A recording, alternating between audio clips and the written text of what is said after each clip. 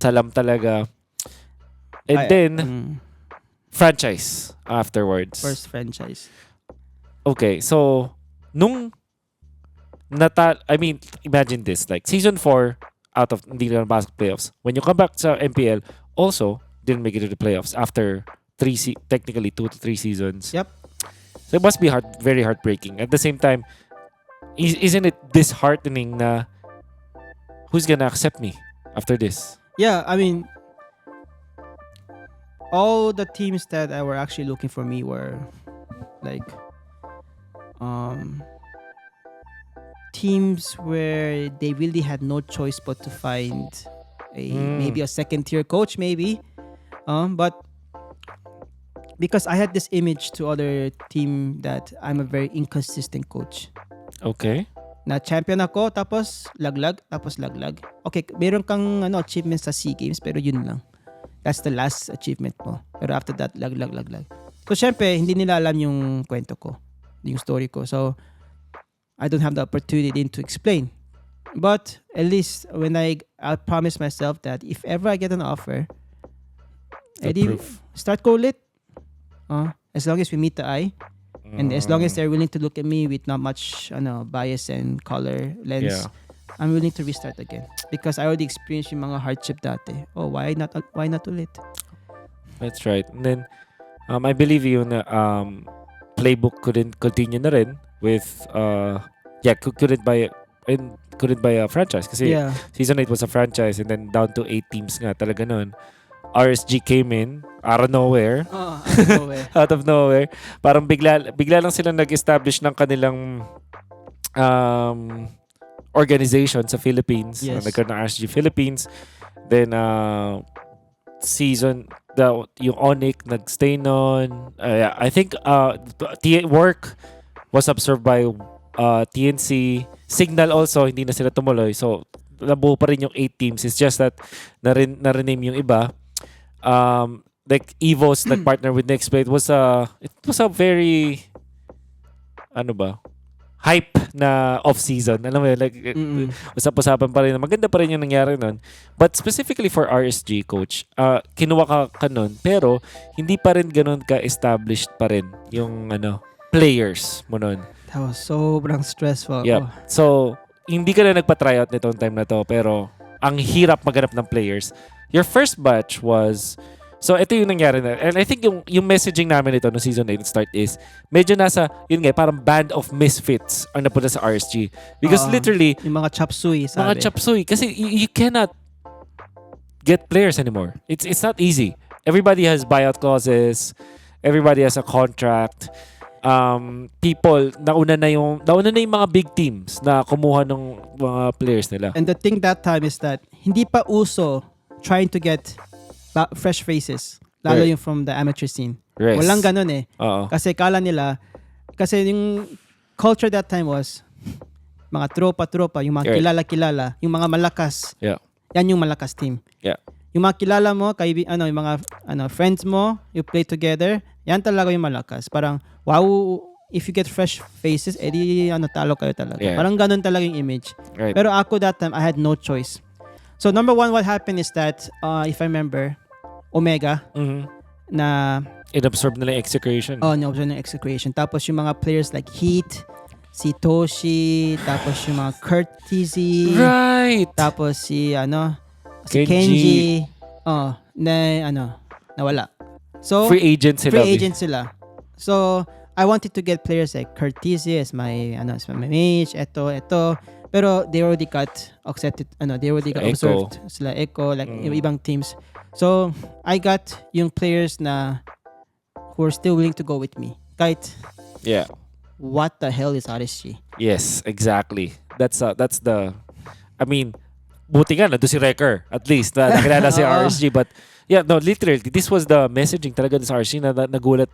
I mean, everybody was talking about it. Like, saan galit ang RSG? They're going, Coach Panda, sino pa yung matitirang players? Like, was so difficult. Think about. Again, it's challenge after challenge after challenge after challenge. And then, again, the final challenge, which is RSG. So, the thing about RSG din is that Yung background story is that I was not their first choice from RSG. Mm-hmm. That time, Execration won the MSC. Yes. And then their first choice was to absorb the Execration team. So, syempre, it's a very, very good deal for them because, as soon as you get Execration team, tapos meron si Zapno, si Chakno, edi, you can, have your brand value matas agad. Right. Pero they also interviewed me. And then I told them that, kahit they had do that sa akin regarding sa past achievements ko, I told them, give me this opportunity. Basta give me full control of my team, of full control of the players I choose. Mm-hmm. And then I will do my best. And then if I don't produce results that I potentially you feel like it's good, then you can still move me after that. I know it's a big risk where you might lose the Execration team, but I know what I'm doing because I'm a man of my words. So eventually, I'm very thankful that they chose me pa rin. Kahit the salary that I asked for was like literally 1/3 of what I expected. So I started really low. And then that's when and the thing is that once they finally concluded with me and they signed the contract, I only had like 2 weeks before the roster lock. Yeah. 2 weeks before the roster lock. Exactly. Yeah. So I had no players to get talaga, literally. Oh. Hirap na, sobrang hirap nun. Like, and then, so you got... Number one I got is si Kenji. And then me and Kenji, we started, okay, who should we get? So si Kenji, he got Heath, yeah. And then I also got Exhort. Right. And then after that, I contacted Aqua. Yeah. Because Aqua, free agent na rin. Aqua is from Signal. Wala siyang achievement din masyado. But I wanted to get him because I saw his potential that Yes. And he was playing Yuzong, he was playing Gushan. Yuzong Gushan, Gofen, yung pangalan niya that time. And when I got him, siyempre, Aqua was like, okay. I mean, siyempre, he has nowhere to go, so he accepted me. Tapos, we keep talking about which players to get. And then, the thing is that, how about yung jungler? We don't have a jungler. Who? And then, tapos XP laner din. I need to get pa. Kasi, Kenji was more gold no? Kenji was like more like flex role that time in XP. So, I look towards my eyes through the amateur scene na. When that time was Tambay TV, yung mga Juicy Legends, yung mga Just... In the span of 2 weeks. In Just ML. So what I started to do is that I started watching games crazily. Yeah. I watch almost 60 games a day. I did 60 games. Tapos I take notes. Okay, there's this player. Okay, can you do the same thing the next game? The next game? Next game? I check crossover all games. So what I did is that I turned on 3 games at the same time. Tapos I watch. I take notes. God. Okay, ito XP laner na like. Ito jungler. Crazy. Tapos ito gold laner. And that's how I started, literally. So, and that's where I found Demon Kite. Yeah. And then that's where I also found Eman at the same time, jungler. And at the same time, I found Nats. Now, the thing about Nats is that he is so strong in laning. Pero napansin ko, mahina siya sa team fight. Okay. So, ibig sabihin, malakas yung mechanics niya. Yeah. So, what I say is that I cannot expect the perfect player from my amateur scene. Kasi wala pang... Yeah, kasi amateur. Kasi image of amateur scene dati was like really low. Yeah. Like, amateur is dito, tapos yung MPL dito sa mataas. Parang god level kasi MPL. So, okay, at least I'll try to get a player who's at least excels in mechanics. Mm-hmm. Pero what I remember that time is that si Nats, alam ko meron siyang contact that time eh. Yung mga players sa work. Yes, it's part of work. Yeah. Kasama niya ata sila light nun. Hindi, si Nats was na work Oster Force. Yeah. Kasama si Dre Schofield. Yes. Tapos ito. Tapos what I heard is that they have 5 years of contract. So siguro malaking buyout. So and tapos RSG, of course, I cannot ask for a malaking buyout fee for an amateur player. Yeah. So of course, okay. What I did is that I watched more than 60 games who can win against Nats. Pero wala. Yeah. Wala. So eventually at the last like 3 days before roster lock, I asked Nats, recommend mo ako yung ibang XP laner who doesn't have a contract. Yeah. Sabi niya, ay coach, hindi pa ako na perma. Ayun lang, tara na. Ikaw na. Hindi sinasayang mo yung oras ko. Nako. Naganapan pa ako, na-stress pa ako. Hindi ka naman pala pumirma. Oo, so that's how I got Nats. Tapos, yeah. Did he play no season 8? Si Nats? He was playing season 8, right? Oh, Nats played sa Yeah. season 8. Yep. So that was Nats and then Eman, obviously from tapos, Den Amihan. tapos I got Iaknu. Iaknu is a player na I asked for malaking gastos para sa buyout. Yeah. Tapos we got Iaknu, Yeah. Exoid, tapos yung ibang players, Eman. Yeah. And Wrecker, obviously. And then we stayed in Wrecker's house for like 2 months. That's what I heard too. Parang Wrecker, yun, nag-sacrifice din siya. Oh, wala pa kaming bootcamp eh. Yeah. Dami. I think ang colorful ng kwento ng RSG ng mga time na yun. And from our perspective, parang, man, it's so difficult to pull this off. But after one season, you did. So, isang season lang yung parang nahirapan talaga kayo. But I remember na may iconic plays na kayong ginagawa ninyo. I call it the RSG death ball ng time na yun. Kasi hindi siya aggressive pero more like nag-group up kayo tapos parang kill type kayo ng mga time na yun. And then, obviously, maganda yung drafting ninyo din nun. And di yata na you were taken out by NXP. Yeah. Oh, NXP was our Kryptonite. Yeah. Kahit sa season 12. Kryptonite. Oo nga, hanggang that happened. So season 9 now, with Demon Kite, tapos grabe na si Nats. I think he improved so much. And then of course, yun yung super prime ni Eman. But you also got light. How did that happen? So, after season 8, parang napil ko something is kulang. There's a picture that I want to draw. But at the same time, parang kulang. Yeah. Medyo kulang sa aggressiveness or kulang sa itong color, kulang sa ito. Parang yung intuition ko is telling me kulang pa. So what I did is that I looked for ibang roles. So I got a post 5, I got light. Yeah. Tapos I also got Kosei. Tapos did I get other players pa? Or yung dalawa ata yan eh. Si Kusay nandun din eh. Tapos that time si Eman, who was a jungler, after he played sa MPLI, he changed into gold lane. Tapos he became gold lane na. Right. And fun fact is that Eman was almost tinanggal by Seoul because we had tryouts and Seoul came to the bootcamp. Yung 6-man namin na yun. Tapos Seoul played actually better. But that time it was the Lunox and Alice gold lane meta. Right. And Emma was more like a marksman like player. And then eventually I got Eman, and then that's how he became the gold lane story. I see.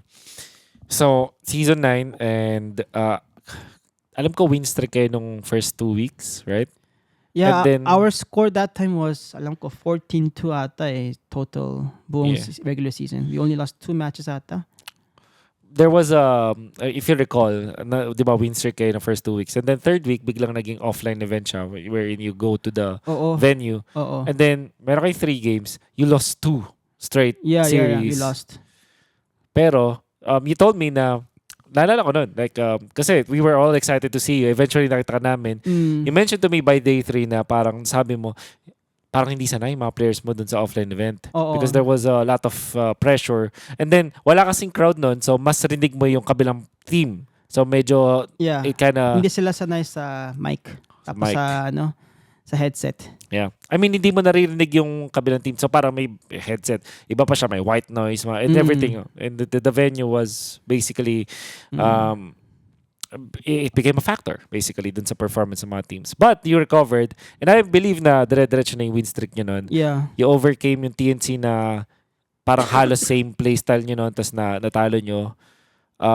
Still, pagdating ng playoffs, hindi pa kayo yung binoboto ng mga tao as the champions, kasi I think that Echo pa rin yung tinitingnan talo. Kasi if you recall, season 9, Echo super team kakabuo lang yung time na yun. Yes. Oo. But they were defeated by Omega, and then people were now seeing siguro Onyx, siguro Omega. Kasi Onyx did not change. But you guys 3-0'd yung Onyx nung mga time na yun. At maganda yung win streak. And then eventually, nanalo kayo ng championship. Parang yung storya sa Archangel. Bigla, a random team, an underdog team. If it's a team that is considered a super team or super powerhouse team. Right. Yeah. What do you think was the biggest factor bakit kayo nanalo nun? From a caster's perspective, for me, it was patch and proper positioning. At sakto yung meta ni Demon Kite, for example. So parang sa perspective ng isang analyst caster, ito ay nag-align lahat ng stars para sa RSG noong time na yun. But from you guys, how did you win basically sa paningin nyo?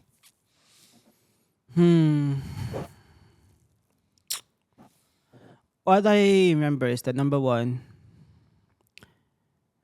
it was the time when everything was so perfectly aligned. Mhm. For example, in season 8, when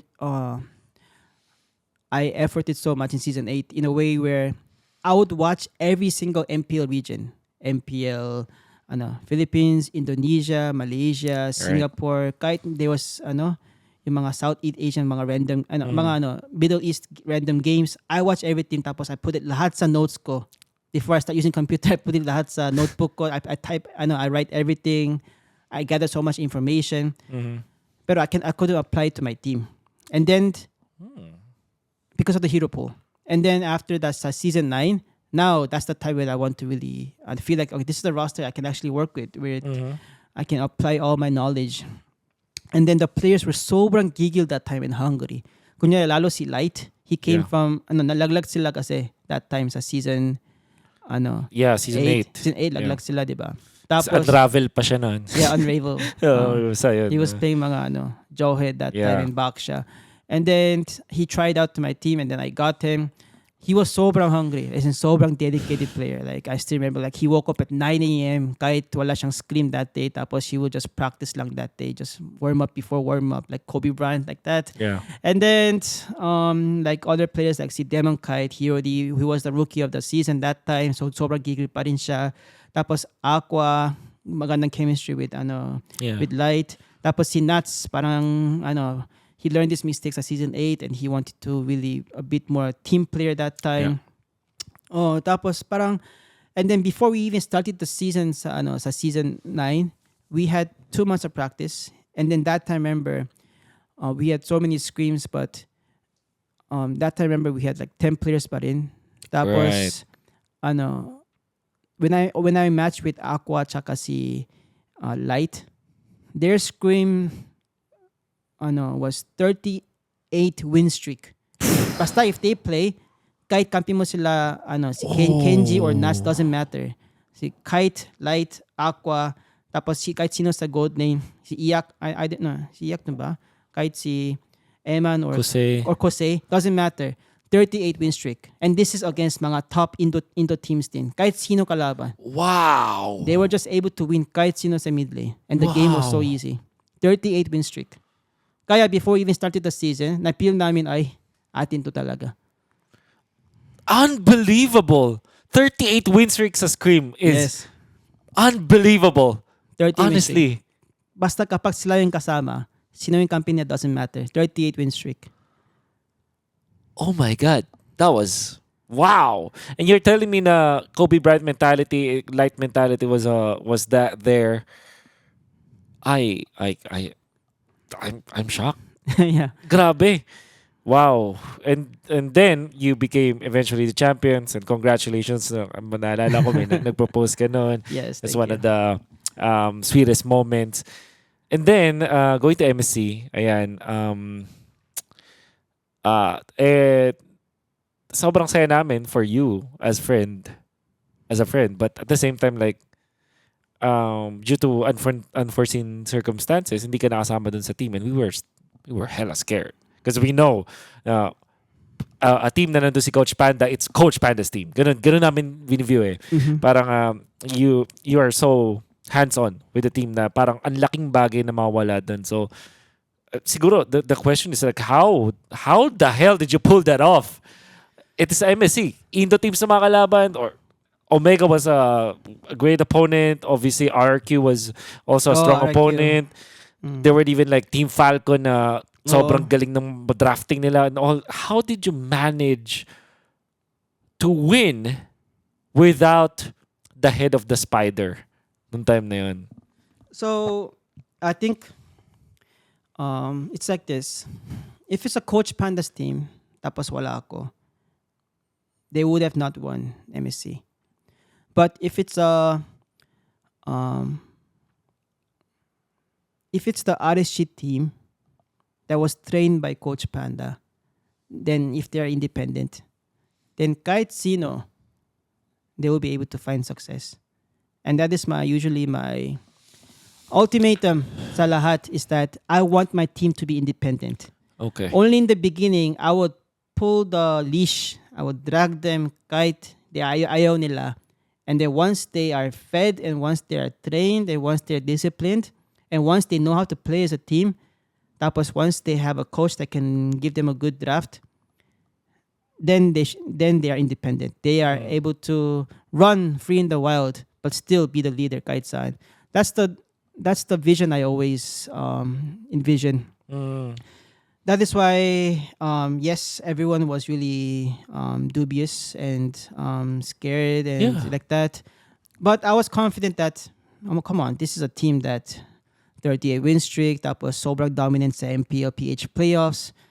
I mean, RQ is a team that we always, able to scream well in the playoffs din. So, sino yung kalaban natin? Kaya nyo yan. That time kasi, I had more priorities for next season preparation. Tapos also, I just got engaged recently. And then I also had some requirements sa visa that I had to do.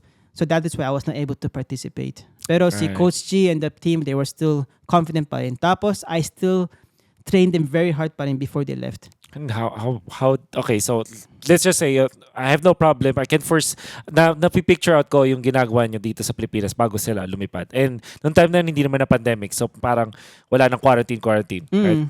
But during the actual event, especially because napunta kayo din sa lower bracket nun, so there were challenges. It wasn't an easy ride, right? How did the training go, basically? Paano kayo nag-training noong time na yun with you? They trained in the hotel room. And then I was always doing Discord tsaka video call with them. Every single scrim, I monitored with them. Tapos, I made sure that every single scrim, they feel like this is a practice, not just like a picnic where you are outside. Tapos, you're just there because nasa bagong bansa ka na. Yeah. I made sure that this is serious. Because again, there are teams who are mature enough to know that, okay, kahit saan, we still need to be serious. And there are some teams where the players, lalo if they're like, bata pa, they feel like, oh, nasa bagong bansa tayo, nasa NC tayo. Like, enjoy natin to. Bakit we cannot gala-gala? Let's eat outside sa food truck. Let's go to the mall and buy something. But I made sure that we always had constant communication with Coach G and then our manager, that they are always in control, always in practice, focused like that. So even sa playoffs din, I was always doing Discord video call, and then we were drafting before game, we were discussion like that. Just like sa MPL like this one din. Yeah. Makes me wonder though, kasi parang pakalawang beses mo nang sinabi yung phrase na to, and sinabi mo na as long as they have a good drafter whatsoever, right? I don't know what that means from you actually, but at least yung register niya sa utak ko is parang, do you consider this as something na willing kang i-give up to others, maybe because you find them more effective? Like for example, Coach G or ito si Coach Theo, right? And obviously, hindi ka kasi makakatulong dun sa draft mismo sa in-game, but you can prepare before, which is pretty normal. You will do it anyways. But I wonder what you meant nung sinabi mong coach na magaling or mas magaling mag-draft. I don't know actually what you meant by that. What do you mean by a magaling coach? Or you mentioned kasi na parang as long as magaling mag-draft para sa kanila, they're gonna be A-okay. You mentioned it twice. Nung sa SEA Games and then this time and then obviously dun sa MPLI. I wonder what you meant by that. What I feel like when I say magaling ng coach, it doesn't necessarily mean that you need to have a very outstanding utak where you can't outsmart the other coach. No. I agree. It's more like understanding the tempo of the game where this hero is a priority. This hero is like a momentum hero. Right. And then you can read that. For example, like just like sa recent MPLI.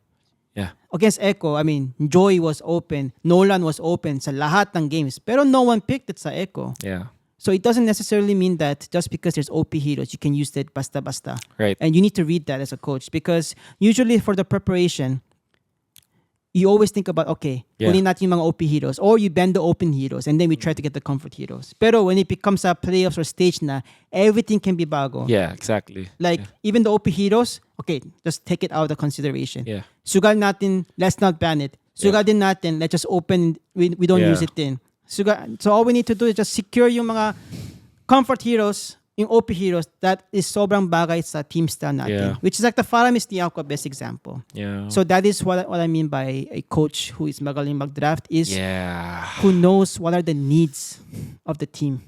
Wow, that's amazing to hear. Because I feel the same way. Na hindi siya, it's still a separate game on its own. Alam mo yun? Yung draft mismo, parang siyang hiwalay na laro. Yeah. It's like it's its own element. Yeah. Which is, obviously, preparation can take you far. I mean, obvious naman yun pag may mga stats ka. And I'm sure na ganun yung, you have the research, you have this. We do. And then, ginawa mo yun. Then, pinaubaya mo na kay Coach Theo, kay Coach G, and then Coach Dale during the moments that were important, which was intense. And I would assume there's a lot of like maturity from you to be able to do that. Like, naturally, ego will tell you now you have to be there. I'm the reason. I have that and I had that. Yeah. Hanggang na yun, meron pa rin. Mhm. But I guess I matured in some way where I don't need to be the main character lagi. Many people acknowledge me, Coach Panda, Coach Panda, Coach Panda. Yeah. So because of that, parang I was at one point, feeling ko ako yung highlight. Feeling ko kapag wala ako, hindi kaya ng team ko. Right. Pero the more I matured, nang feel ko, again, I'm a coach and yung purpose ko is not to be the star, but is to make them the star. Right. So ano ba kailangan ko gawin? So for example, like the best way sa MPLI recently. So, anong kulang Kiteo compared to me? Ano ba kailangan niya? Ano kailangan sa kanya para the team will respect him, para the team will listen to his bosses.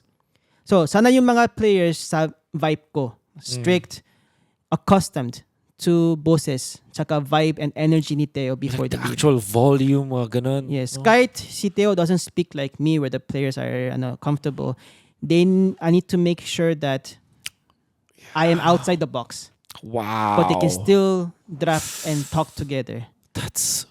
So yan yung main focus ko during the preparation time for the MPLI. Yeah. And then after I was convinced that they can parang they can listen to each other and then Theo can actually talk to the players well. Kahit hindi sobrang controlled. Then all I have to do just tiwala lang. That's amazing to hear. And I can daming tumatakbo sa utak ko ngayon. I can imagine na parang the actual preparation is intense. Like long hours. There's a lot of like talking. There's a lot of preparation for sure for you to be able to project that kay Coach Theo, which is amazing. And wow, thank you for that. You know, makes me wonder though. Yung sinabi mo ba doon sa discipline about dun sa voice? Paano ba mang discipline ang isang Coach Panda, right? Let's just say na wala na yung iba na ngayon, yung mga players mo ngayon, I would say na mature naman sila, but especially kasi nag-champion sila ng MSC like that. How do you quote-unquote discipline them? Carrot and stick ka ba ang style ng coach, or parang drill sergeant kind of coach ka ba? Like, for example, compare natin si Light and si Nats. How do you discipline these two? So, this is the time where I get serious na. Regarding sa discipline, there's no easy way. And the thing is that even though you try to be strict or you act strict, walang kwenta kung hindi ka strict sa sarili mo. Oh! So, kunyari, Wow! you want him to be on time, edi never ka din late. Just isang single butas sa sarili mo, tapos nakita yung mga players, edi end game na. Wala na. If you it takes so much time and effort to earn the respect of the players and then the team.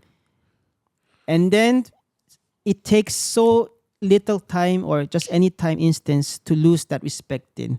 So kailangan mo maging consistent sa self-discipline, sa energy mo sa training, kahit may sakit ka, kahit masakit yung ulo mo, sa boses mo, when you scold them, dapat ganun same din yung energy mo. It has to be same every single day. Kapag hindi, then they will feel like, ay, si coach, puro salita lang to, pero kulang sa actions. So I made sure that I do my best to do that. Of course, I was not 100% consistent. Pero at least I always try to act in that way. And if I don't, then I'm the one who apologize first. Sorry guys, mong boses ko ganito because may sakit pa ako. Ay, sorry guys, puyat ako because of this. Yeah. Bawi ako bukas, blah blah blah. Pero before, yung coaching style ko as in discipline was either my way or the highway. You don't follow me, I kick you out. You don't follow me, just pack your things and go home because I have other players. That was my way before. Yeah. And because of that, the players felt like I'm a very hard-headed person where my ears are deaf. Yeah. No matter what they try to explain to me, I will not listen. That was their image sa akin. Pero after that, after season 9 and 10, where I learned so many mistakes about myself and then about what I could have done better to prevent yung mga drama or yung mga quarrels or yung mga arguments, I learned that I need to balance that pala. Yeah. I need to be the person where it's not my way or the highway. It's that my way muna. If not, let's go our way. Okay. No, if you're correct, my way muna. If it doesn't work, sige, let's try that in your way. If it doesn't work, okay, our way na. Yeah. Ganun. Parang before, if I'm the painter, I tell them, draw this, draw that, draw this, draw that. Parang sila yung robots ko. Yeah. And then after that, what I learned is that after they become champion is that, oh, sige, you guys way. Yeah. And then I lost my color. And then after that, it failed after na-try ko both. Okay. This is the picture I want to draw. What do you guys think? Okay, you draw triangle, you draw rectangle. Oy, pero yung rectangle parang it can be bigger ata or it can be smaller ata. Or you try to draw this color. Or if you're comparing to a writing, like there's two like lines, and then you need to, when you first start writing, Wolf, is that A inside like that. And then if it goes up or down, then you tell them, ay, burahin mo tapos rewrite again. So that so yung way ko was that, okay, I will only give you feedbacks if it goes top or bottom. But the way how you want to write it inside, it's whatever your way. As long as we make a letter A. Yes, as long as you make the way. And then after that, we have a picture together. That's amazing. It's amazing to think. And I think ito, would you agree with me na itong mga bagay na to sadly, hindi mo siya agad alam. Like, you really have to learn it through experience. Yeah, I learned it through experience because, again, I had no one really to consult or learn these kind of things. But the thing about RSG is that they always try to teach me things. And then I can say this, probably I'm a very hard-headed coach. And then I'm a very difficult person to work with. Because I am the type where I have such a high ego that I feel like I know everything. Because I started from the bottom. I'm the first coach. And then I experienced so many things from trials or whatever it is that there's nothing that no one you can teach me. Yeah. Like, sino ka ba in the beginning? Pero from RSG, from Benjamin, na Yeah. and then from Boss Jaftin, from may-ari ng RSG, tapos yung ibang coaches like that, they taught me this. No, you can also try to do this. No, you can also try to talk to Lexi or you can try to talk to your manager. In the una, sabi ko ayoko. Parang okay, pero I will not do it. Yeah, like, di mo sasabihin na ayaw mo, but in your head, like, yeah, whatever. Pero as time flew, I learned that, okay, pwede pala to. Kaya, na yun, mas maging team coach, team player ako. Yeah. With the management, tapos with the players din. Right. Now, after nung championship nyo sa MSC, like, obviously, masaya-saya ulit, everything, and I think understandable yung nangyari nung season 10 because I believe na may mga players na nagpahinga. Like, it was, I mean, like, overall, like, the team was like, okay, let's try to win it with this. Season 10, ano ba si Kite ng season 10? Season, ano naman si Kite. But I think Aqua, siya muna yung nagpahinga. The Exhort was playing, if I'm not mistaken. Ano nga bang... Hindi, I think sa season 10, it was still the complete roster pa rin eh. And then, third place, kung di ako nagkakamali. Third place. Yeah, it was a struggle. Because I think Echo and Blacklist, they figured something out dun sa may metagame and then they won. 11 was the season na Irad naman ang Season sumabak. 11 was where H2O came in. Tapos, Right. Right. H2O came in, tapos si Exhort. Yeah, and then... tapos, And but before that, sa season 10, I still had the MDL team. Wait lang. Season 11 yung MDL, di ba? Tapos before that, sa season 10, I still had sila Irad pa rin. Right. For MPLI, naalala ko dun. MPLI, sila Irad. After na season 10 yun. And then 11... It was the MDL na. Yep. Tapos andun sila Irad. Tapos si Everts and ibang players ko say. Right. Now, season 12, this was a very emotional one. Ito yung most recent. Yeah. I gotta say that a lot of madami kasi mga in-interview before ng playoffs natin. Actually, madaming interestingly sila Baloy, sila Coach Yeb, even Marky, like thought that RSG will make it, right? And then a lot of things happened. No season 11, regular season pa lang, no playoffs pa lang, you know that very long pause ng playoffs. So many things have happened. I'm sure it was very difficult for you. And a lot of people, ang daming naiyak ng mga time na yun. Like, why do you think, what's the difference ng season 12? Bakit ganun kabigat yung season 12 for you guys to react that way? Actually, I know for myself that I am not a man with lots of tears.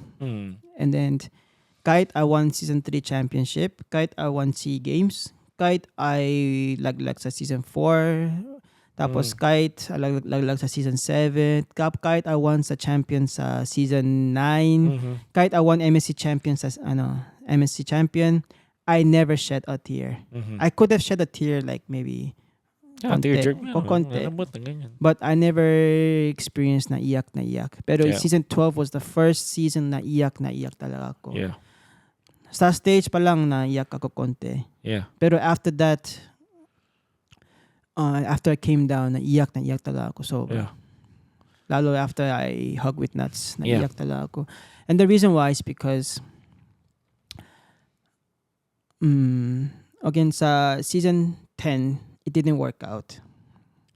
Season 11, the roster was not what I imagined. Tapos daming ups and downs. Tapos si H2, Exor, tapos si Irat coming in later.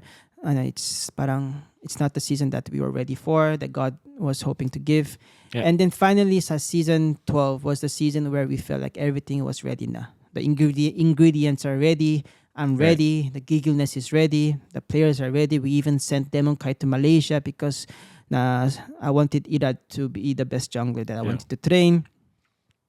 Plus, my goal before season 12 was that gusto ko yung sulit ng season na walang drama tulad ng season 10 or 11. Right. Tapos, again, walang drama talaga season sa 12 sa background. We didn't have any drama. Yeah. So, I really felt like this, eto na yun talaga. Right. And then we worked so hard. We trained so hard talaga. It's literally so hard. Kahit we were sobrang up and down in the beginning of the scrims. Like if I remember correctly, when we first started with the training sa season 12, lagi kami 0-4. On Quinto, kahit sa GeekFem 0-4, kahit sinong team 0-4, 0-4, 0-4, 0-4. Kaya parang our confidence was keep going down. Yeah. But after like 3 weeks of practice, that's the time when we started winning na against other teams. And then we got our confidence. And then before we started week 1, I told them, guys, we're going to get this championship this season. So when you guys go up on the stage on our week 1, I want you guys to go show that ambience that we will win champion. Yeah. But again, the meta and then the tank, tapos si Irad still adjusting to the team. It didn't go well. So there were ups and downs. Plus, the team were not really consistent because yung giggleness nila hindi consistent. Yeah. Lalo when they fight against yung teams that are hindi sa top tier. Like Okay. Echo. And Okay. then... Are you okay? No, yeah. No, And then we were the team that broke the win streak of Echo. We were the Right. team that were able to win against Bren, dalawang Right. beses. We won against Blacklist. So, parang we are the last one talaga Yeah. sa playoffs. And then I know that as long as I make the team consistent for the playoffs, we got this talaga. Yeah. So, the expectation was there. Yeah. And then usually what I say is that my expectation and then my realistic expectation is always different. Mhm. But this was the season where I felt like eto na yun. And then when we lost lalo against Bren dahil sa na pindot, sa comeback, tapos sa Echo, where we were not really able to overcome from the Bren game, whatever it is. Parang the sand was slipping away. The hourglass was slipping away from my fingers. Yeah. And that was so painful to watch. So we cried, not because we lost, but because sayang eh. Mm. Like we were so sure that eto na yun. Pero laglag kami, ganun lang. Dahil sa ganun reason, dahil sa ganun eto. Yeah. Kaya sobrang masakit. Kaya naiyak din ako. Yeah. And I feel that even now, it still stings. Yeah, masakit pa rin. Yeah. Masakit pa rin. Yeah. And sa mga takeaways from the Coach Panda, especially with the post-game interview, I was also broken. Like, because we're friends with you, I also, nasundan namin yung journey nyo. Like, it's really good to root for, quote-unquote, para last on underdogs, right? But at the same time, you can see it through your eyes. We can see it through Nat's eyes. Everybody. Binigay yung lahat. That's what I felt. Binigay yung lahat. Binigay namin lahat. I can see that. Like, lahat talaga ng kaya nyo, binigay nyo, but very unfortunate things happened. That's why I felt na talaga na heartbroken talaga ako nun. Like, I'm not part of the team. I'm a shoutcaster. Pero naramdaman namin more. Masakit talaga.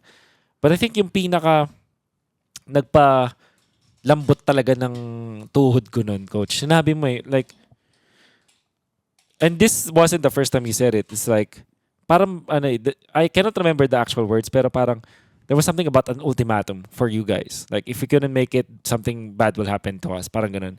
Which, if I recall correctly, sinabi mo rin siya nung season 9, nung inyong championship, na parang, pag di namin ito nakuha, there could be something. And I think, hindi ultimatum yata yung word na ginamit mo noon, but it's kind of the same. That's what I felt. That's why, dun talaga yung nanlambot ako na parang, hala, may masama bang mangyayari after this? Usually, re-roster whatsoever, alam mo yun. But, I wonder what you meant about that, if we couldn't make it, this might be our last. Parang ganun yung words mo nun. So, what did you mean? Alala ko yung sinasabi ko that day on that stage was, sabi ko, hindi ako sad because we laglag. Pero we're sad because this is the last chapter for us this season. Yeah, there it is. Yeah. And then that's because this was like, for me, the most readiest season that we had. Yeah. And then we wanted to continue our journey together. Lalo for the M5. M5, di ba? Yes. Yes, tama, M5. Pero, again, what happens to mga teams who doesn't win champion tapos end of season na? Yeah. Baka may re-rostering, baka may players who will be taking a rest or go tapos baka wala na ako. Yeah. And then we were all had that commitment before we started this season. Right. So syempre it hurts to say farewells if ever. I'm not saying that necessarily we will disband na because I don't know what the outcomes will be. But it just says that ito yung last journey. last chapter of the journey. Yeah. Now it's more understandable. And I have to say, medyo nakahinga ako ng mahinga. Nakahinga ako ng maluwag.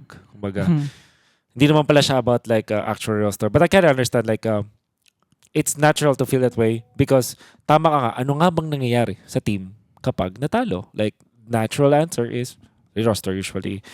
And we don't know what the future might bring. I think you also mentioned that. I don't know if yung magagaling ka saan, but maybe because you see eto mga tao na to, na sabi mo nga, meron kayong mga commitment, meron kayong mga expectations across each other, and for sure that you've developed the chemistry already. Maganda rin bonding nyo, kumbaga. Oo. Na parang ayaw mong, alam ko sila yung kasama ko dun sa dulo eh. Pero hindi pala, parang ganun. Is that also kind of accurate, you know? Oh, parang may feeling that there be not everyone will stay.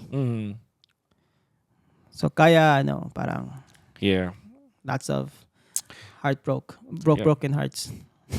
We don't know what will happen for sure, but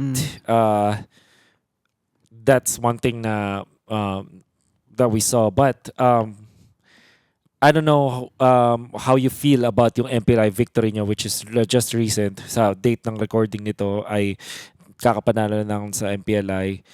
And nakita natin yung full potential ng RSG as a team this time. Oh, maganda nangyari. Yeah, and I don't think hindi siya like chamba, hindi siya yung parang teams are just being lax. It was a highly competitive tournament. The way that I see it. Oh, kahit walang Onikindo, it was a competitive tournament pa rin. Yeah. Kasi andun yung Bren tsaka Eko eh. Exactly.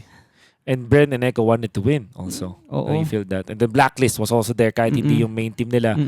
Strong Tapos pa rin 6 teams sa rin. Indo din. Yeah, exactly. So that happened and you again this time si Coach Theo na yung nag-take over and then they won and you think you're happy with what Coach Theo was able to achieve done and the way that he led the team? Oh, this is one of the very few moments where he actually managed to impress me. And I don't really get impressed, lalo with my coaches, but they managed to impress me because he was able to stay calm and just follow the plan. Right. And then he was able to identify ano yung need sa team. Exactly how we trained before he left. Right. And he had good communication with the team then. I was on the Discord with them the whole time. But the thing is that he got the job done the way how I wanted him to. And that's why I was proud of him. Beautiful. Congrats, Coach Theo. Ngayon, maybe papunta tayo sa mga huling mga questions, of course. We're talking about Indonesia, for example, and I'm sure na across all of your accolades, lahat ng experience mo, ngayon, ikaw yata yung ilan sa mga confident ako na tanungin, like, what is the reason why Filipino teams ang mas successful? What is Indonesia doing differently sa atin or other regions, for example? Bakit tayo mas magaling, basically? Or mas successful?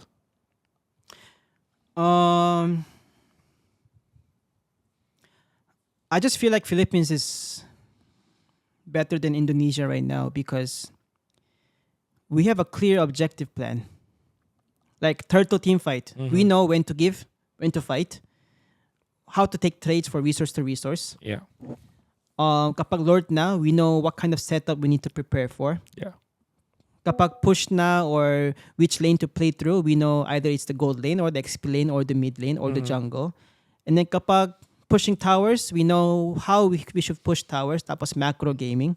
Tapos sa team fight, we also know who to target, how to go all in. Tapos last is that we know how to end the game din sa mga objective playstyle of Philippines. Yeah. And why do you think that way? Like, ba tayo nauna? Was it because... Kasi, noong 2019, it was definitely Indonesia's year.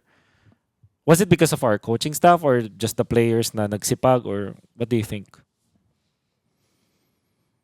I'm not really sure, but ikaw, Wolf, what do you think? I think mas nag-aral. I gotta say. Mas nauna nag-aral.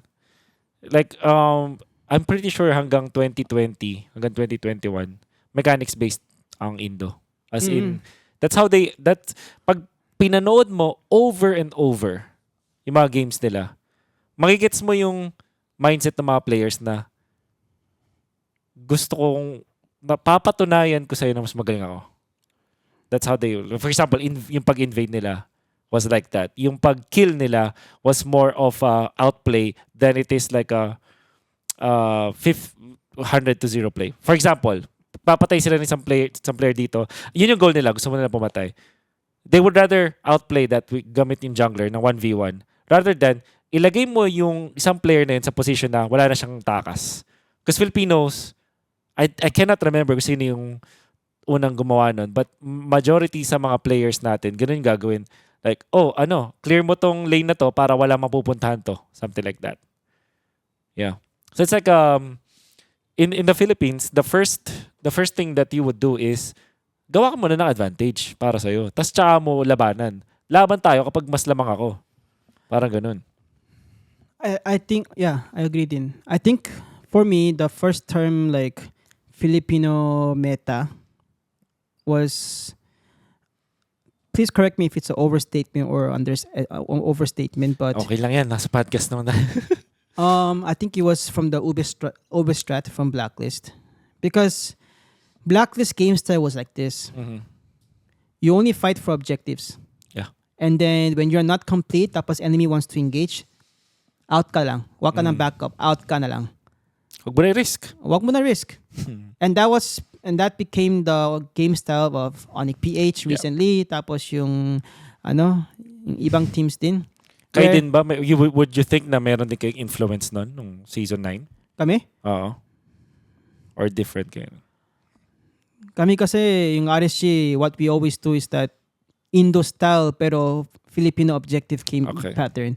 Indo style in a way where we know how to do team fight. Yeah. We know how to puesto and target and then micro well just like the Indo teams. Yeah. But at the same time we only fight and then once we only fight for objective. Yeah. Kunyari we get a kill, edit look for the next objective. Yeah. Guess -1 na. Patay natin yung ibang hero. Yeah. That was our game style. Mm-hmm. Philippine style again. Turtle na. Okay, before you do turtle, make sure that you take advantage of the XP lane. Yeah. Make sure that you help the XP lane. Make sure that you have the post 5 to reach level 4, whatever it is. Tapos pull the turtle muna and then whoever comes malapit, edit hero or turn, focus sa turtle na lang. Yeah. Yung Indo style is that, okay, ready na kayo? Tara, laban na. G na. Yeah. Ganun. And you can see it's a pattern is let's just do it. Kahit 5 hours yan. G. Lalo na masarap usapan Nag-enjoy ka ako Dami kong natututunan Actually, there's other things that I wanted to talk about kanina but na-miss because parang I was looking at the time like, baka I'm taking too much time of kay Wolf. Pero You still want to revisit them? Okay pa. Which parts ba yun? No, it's okay. Let's continue. Let's just continue. Yeah. All right. So what were you talking about? About the PH meta, why are we strong? So you mentioned about yun sa parang pag maximize ng value. Ewan ko kung yun yung na absorb ko dun sa sinabi mo. Like, for example, if you want to take the objective, before you are able to take the objective, hindi mo siya pwedeng isipin na mananalo kami ng turtle kasi mas maganda hero namin tapos magaling mag-retry si Irad. It's not like that. Parang you have to really set up for it. Ganun. Our RSC game style is more like clash-based but also objective na. Mm-hmm. In a way where, okay, we try to set up a team fight or pick off sa river trying to kill either the post 5 or the post 4 or the jungler. And then once we kill it, okay, we pressure the gold lane. Or we pressure the mid lane. We pressure the XP lane. Parang we try to take advantage of what to do next agad. And then for the turtle, is that, what is the win condition? Our win condition is that Nats needs to use his use on ultimate well, or Light has to set up this kind of CC very well. And then after that, we try to, after we win, snowball. So that is our game. So yung plano, If it works well, plano. If it fails, then edit reset tapos we ingat ulit. Right. Kaya there are games that if we don't snowball, tuloy-tuloy we don't snowball. Pero if we snowball, we really snowball talaga. And it showed sa MPL eh.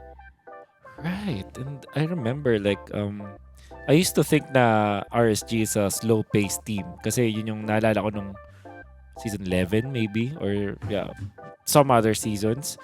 Pero yung unang panalo nyo kasi season 12, shortest game ata yun nung time na yun. Tapos ganun yung trend. When you get a foothold of the game, you still continue. And I think ang pinag-usapan natin prior to that was yung ube strategy na sinabi mo na parang yun yung siguro naging precursor sa lahat ng pagiging mas systematic at yung start ng PH era because it was very unique, at least for me. So I don't know kung bakit mo nasabi na yun yung parang nauna, but I know that I agree with you kasi ang kagandahan nung nangyari nung season 8 was nandun nandun yung Onyx, nandun yung Blacklist na magkaiba yung playstyle. Onyx was split push, right? So it was the Onyx split, di ba? Yung banana split. And then Ube, sila naman yung group up. Ang kinalamang ng Blacklist, sila yung nag-pioneer ng Lord Dance. At least, well, I don't know if you'll agree, but parang yun yung na-feel ko na sila yung nag-pioneer ng Lord Dance kaya sila yung nanaig nung M3 era. Right? And everybody else, lahat ng ibang region, sumasabay lang talaga. They're trying to learn. But everybody from the Philippines, na una na kasi talaga na. Parang, kung baga sa tempo, nauna yung Philippines na sumasabay yung iba. That's why they were very strong. And then, dumating lang yung MSC, nalo sila Kyrie and Coach Eb. Maybe because Coach Eb already knows how to handle Team Philippines, how to natalo nila yung Blacklist. And then obviously na-outplay din nila yung Echo. And they also have a very hindi man all-star team but very strong team. Tas kumbaga yung pagpasok ni Kyrie medyo napadali kasi maganda na already yung chemistry ng team. Magkakasama na sila. So siguro ayun why do you think ano yung sa tingin mo yung na-figure out nung Onyx na talo nila kahit papaano yung PH meta noon one time? Onyx Indo is a team where I can almost say they really mastered talaga yung mga mastery of both game style. Onyx, the thing about Indonesia meta is that usually since you're so focused on team fights, sometimes you forget the discipline. Sometimes you forget the objective. But Onyx Indo is the style that they are sobrang malakas sa team fight and then it's so calculative. And at the same time, they already have a plan where for example like this. They're trying to pressure you sa mid. Yeah. Eddie, the enemy will try to defend yung mid. And after that, bigla nawala sila. Tapos nasa gold lane sila. Eddie, when we go to the gold lane and to back them up, Eddie, nasa mid lane sila ulit. Tapos they take the advantage of the tempo. Yeah. So the only way that we figured out how to win against Onyx Indo is that you need to win the early game. Yeah. And that if you win them early game, then you have the advantage early game. Yeah. But the thing about Onyx Indo is that they're sobrang disciplined. They don't really lose basta-basta. Yeah. And then once you make a mistake in the mid or late game, tapos they find that loophole to come back, ayun, it's very hard to come back against them ulit. Tapos they know how to push towers well. Parang they're really sneaky in terms of trades and resources and eto. Parang misdirection whole way. At the same time, they're so good with puesto. Tapos Kyrie able to snowball, tapos make the enemy jungler sobrang resourceless, tapos a team fight if they're going to go hero, yung mga diskarte si bots with either the tank heroes or the mga sneaky back assassin backline heroes. And I mean they're really good. Tapos Keyboy with the vision. So I feel like they just keep improving right now. And then wow, tough to beat. Yeah, the thing about Onyx Indo is that they know how to play against mga Indonesian teams. At the same time, they understand the PH meta very well. Oh, because of the Filipinos. Yeah. Yeah. So, it's really a team that I admire. Yeah. but at the same time, that challenges the whole world. Yeah. You think at this time meron namang makakasabay na PH team? Yeah, Sa I kanila? mean, Brian, blacklist kaya nila yan. Mm. You're confident naman. Pero the way that you said, kaya nila yan. You think are you confident Confident? sa mga teams natin?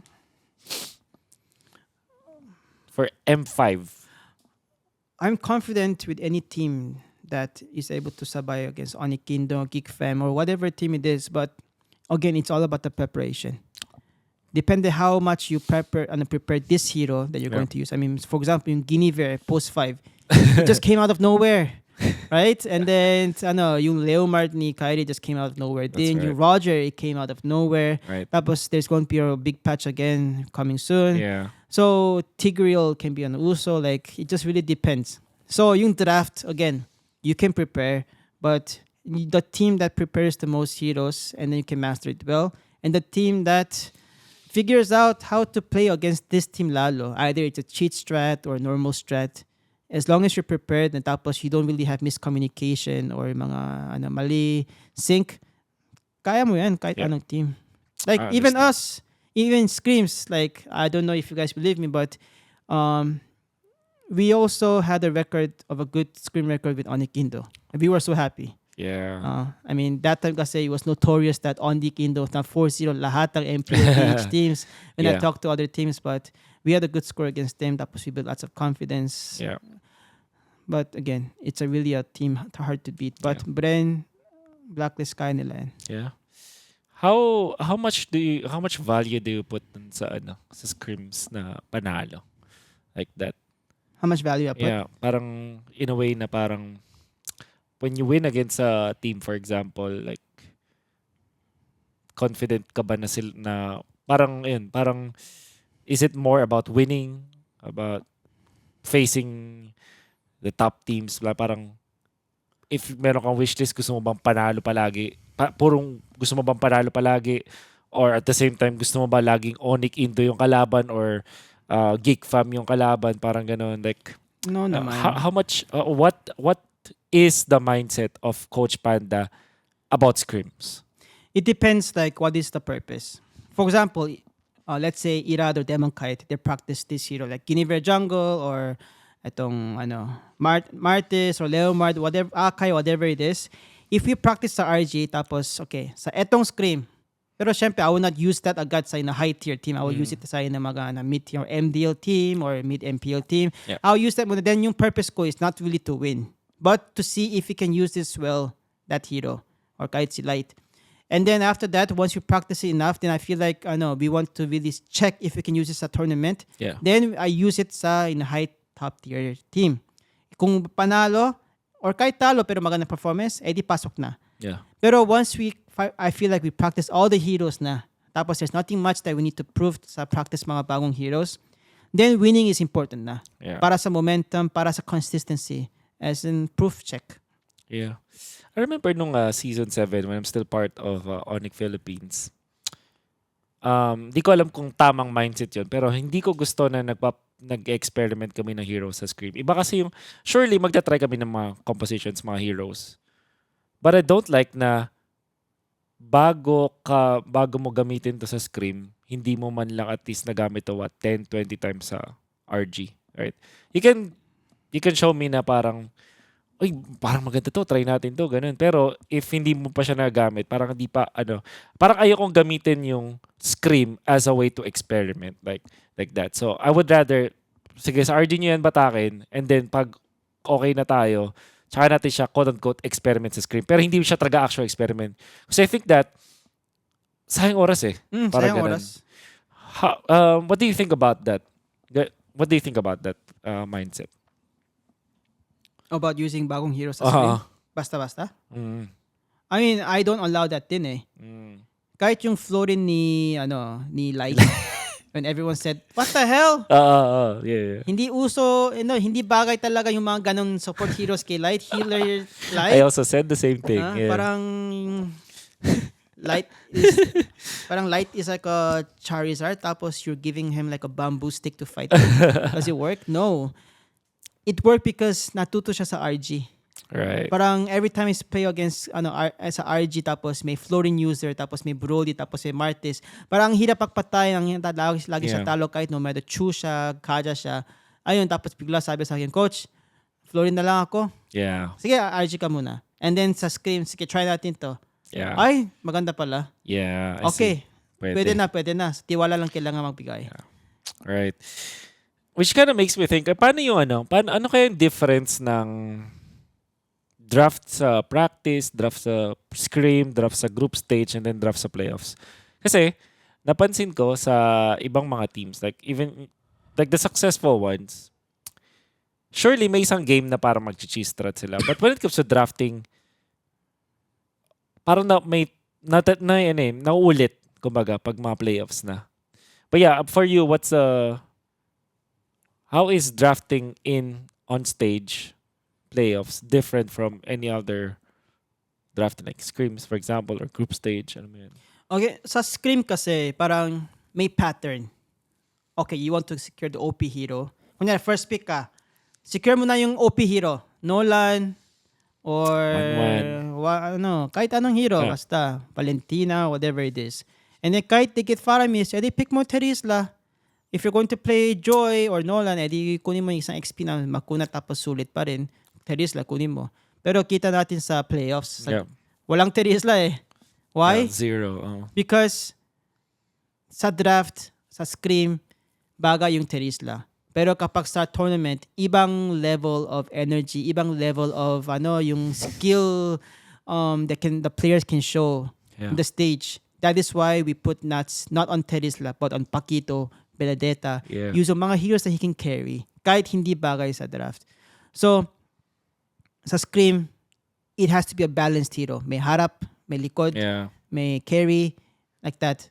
Pero kapag sa group stage, it has to be a mix of who can carry the game, best hero that you can carry the game with, because this player will be Super Saiyan like si Nats, or comfort hero, kahit may Fredin, edi Martis ka pa rin. Kahit may Akay, eto ka pa rin. Kahit may Akay, edi Faramis ka pa rin. Kahit may ito, Walman ka pa rin. Doesn't matter. Basta give the hero that the player can actually be one together with the hero spiritually. And then, you believe that? You believe that? Yung parang one spiritually? Kasi I kind of believe in that. I do believe in that. Especially if it's a momentum hero. Like for example, like yung Benedetta ni Nats against Echo sa playoffs. Yes. We picked Benedetta third pick agad. Yes. Kasi na-expect ko they will ban it. Because if you use that hero so well, walang counter. Yes, I agree. I agree. And then you don't draft like that sa scrim. You can only do that sa playoffs or sa stage. Yeah. That's right. Whew. Okay. I think yung ilan sa mga itatanong ko na sa'yo dito is quick fire lang naman. Ikaw bahala kung gaano kahaba yung sagot mo dito, kung gaano kaikli. But I want you to describe the players that I'm gonna tell you. Be it one word, one sentence, my explanation, may wala. Let's just, I want you to be spontaneous and natural about this, okay? Number 1, Jeff QT forever. Ayaw mag-purify. That's it. Okay. I may talent, pero ayaw mag-purify. ayaw mag-purify. Na may toyo pa rin ako hanggang na yan. Jay. Jay? Sir Jason Torculas. One of the most consistent players. Good attitude. I miss you, Jay. Sana nanonood ka. Carl TZ. Cartesi? The best jungler. You need to respect this player. Right. Not because of his skills, but because of how much not only achievements he created, but as a player who trained Cartesi himself, kahit he didn't train him full time, he matured so much. I agree. His toxic attitude before he learned from it. At the same time, he's masipag and motivated. So he's a player that deserves respect from everyone. I heard na hanggang ngayon yung sipag niya nandun pa rin talaga. Yep. Yeah. Amazing. Speaking of sipag, this guy is the epitome of it. Few. Few. Mm, the the best. The best. I think Inside and out. I think he's the best player kasi wala siyang issue. Napakasipag, napakagaling for 12 seasons. And also, na-experience niya rin yung up and down. Like, na-experience niya yung pinamataas, na-experience niya rin yung pinakababa ng mga di na pag-playoffs. I But he's can still here. say for sure that because before SEA Games, he never believed himself that he could be a captain. And then I put him as a captain sa SEA Games. And then Right. after that, he became the captain again. And then after that, he became a leader. Yes. And then that means that he has what's inside. And then he's staying consistent with that. Even there are games that he doesn't really play well. Mhm. Walang duda sa kanya. Yeah. Idol talaga. Idol talaga yun. Yeah. Next. Isas, ay, oh, you Go. wanna add? Okay. Ito. Isa sa mga favorites mo. Exhort. Mongoloid. Mongoloid. Bakit? Yun ba yung asaran nyo dun? Extra is the only player where we can just put our middle finger up on each other's face. Pero walang bad trip. Yeah. Pero this player talaga, ang talino. Yeah. He's smarter than me. I can say that. Wow. He's smarter than me in many, many ways. Tapos he has so much talent. Like, kahit anong game you give him, kahit Tekken, kahit Eto, tapos his first day doing it, he can play anyone better than anyone. He's so talented in many ways. And I've been together for him for a very long time. Wow. Didn't know that na ganun pala siya sa Exhort. There are people like that. Like I'm sure na si AK. AK is kind of like that, right? A very I don't know, AK. smart kid. Yes. Can just pick up anything. I think ganun din yata si nakikita ko rin sa kanya ganyan si Carl Tizzy din. Oh, But most importantly si Iaknu. So like that. Pero iba lang talaga yung intelligence ni Iaknu, iba talaga. Iba yung iba yung tick niya. But yeah, when it comes to like playing games, anything he picks up, gumagaling siya. kay Cartesi, lalo when before sa SEA Games, he was the player where you just give him the hero that he can carry. He would just carry your whole team. Yeah. He was just like a devil talaga. Not in a bad way, pero Yeah. I see. Exhort is a type where sobrang smart in the head. But sometimes he has hard time translating sa in-game. I see. Because the thing about smart people is that they overthink masyado. Yeah. I agree. I see a lot of players like that. All right, next, Aqua. Ay, Aqua. My Mr. Consistent. My, and I'm saying it my, because he's one of the players that I am the most proud of. Yeah. And the thing is that after he came back from the rest, sobrang gigil siya. But at the same time, humble siya in a way where alam niya kulang siya. Alam niya he's way behind compared to other top players like Sanji or Super Prince like that. Pero at the same time, effort pa rin siya. Yeah. Tapos when he became to playoffs, he found his discipline again where he wakes up at 9 a.m., 8 a.m. Tapos before match, he will watch yung sa Dota, yung True Sight. He will watch that True Sight. Tapos he will also watch the vlog of Echo sa M4 dati. Nice. Tapos he will find self-motivation like that. I love those kinds of players. Gusto ko yung mga ganyan eh. Like the extra effort, like to really motivate themselves. All right. Here's one of my faves. Si Nats. O ano meron? Nats? Hay nako. I think because of Nats, I aged so much. Inside and out. For me, I don't think that if Nats didn't meet me, I'm not being mayabang, pero if Nats didn't meet me, then I don't think that he would have been able to mature this much. Yeah. Because literally, I made Nats cry so many times. I made Nats want to just leave the boot camp so many times. Yeah. Because of me, Nats told me that he hates me as a person, blah, Yeah. blah, blah. But at the same time, we are the best buddies. We Yeah. understand each other so much. Yeah. He's still a kid, literally. Youngest ata ngayon siya sa buong MPL PH kung na nagkamali. Kasi he's younger than Sanford Oh? by months, yeah. By months. Yeah. Okay. So younger than Sanford. But he's super tall. Yeah.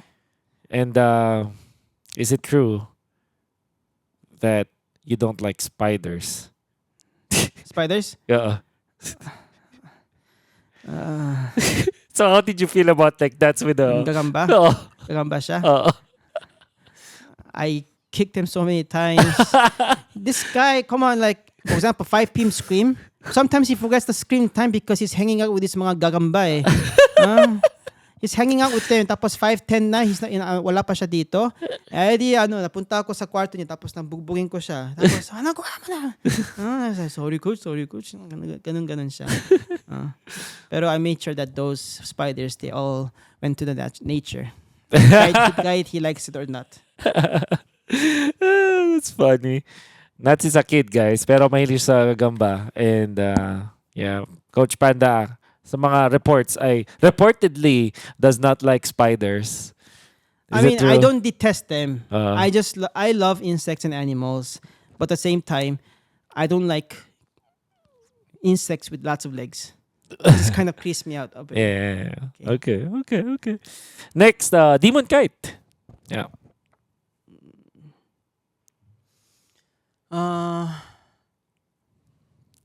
Demon kite. Masipag. Tapos, self-controlled.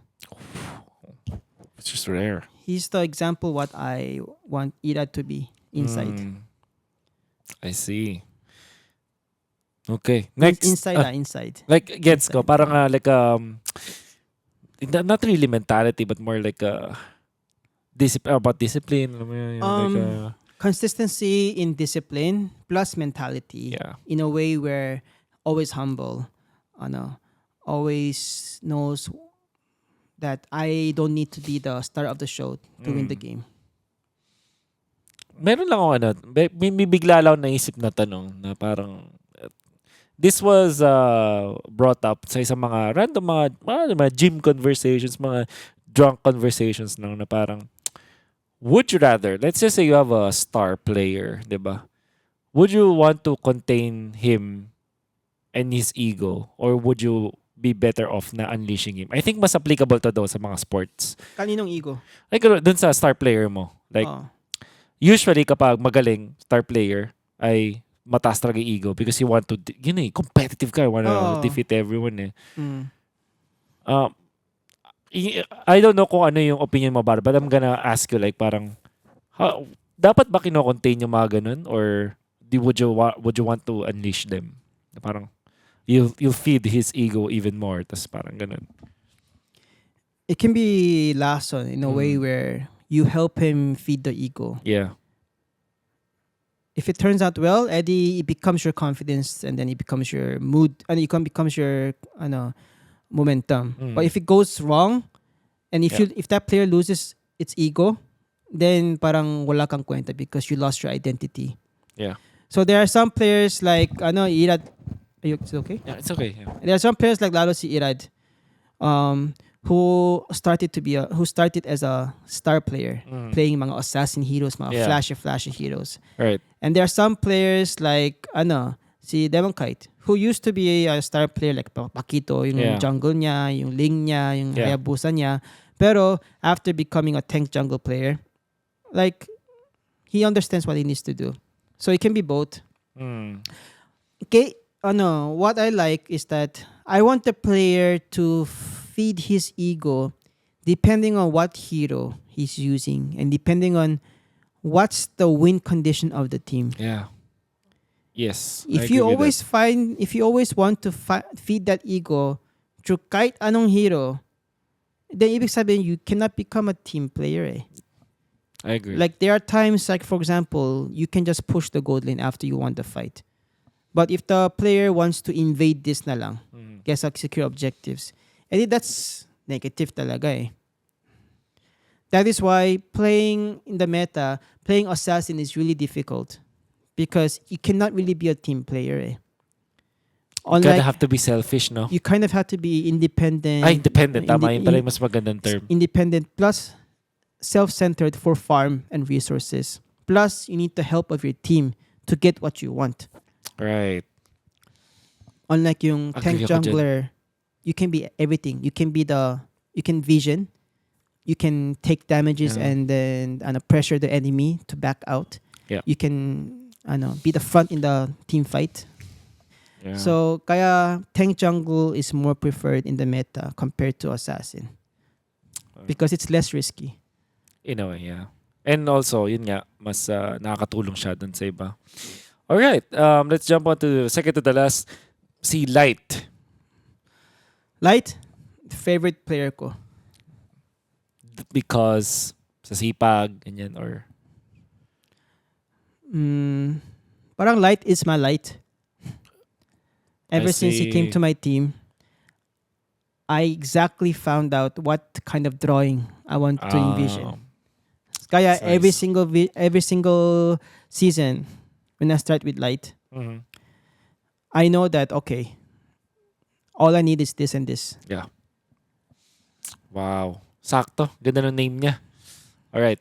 Let's head on to the last and probably one of your favorite. Wolf is Irad. tired, guys. No, I'm not. This is Irad. Ayan. Irad?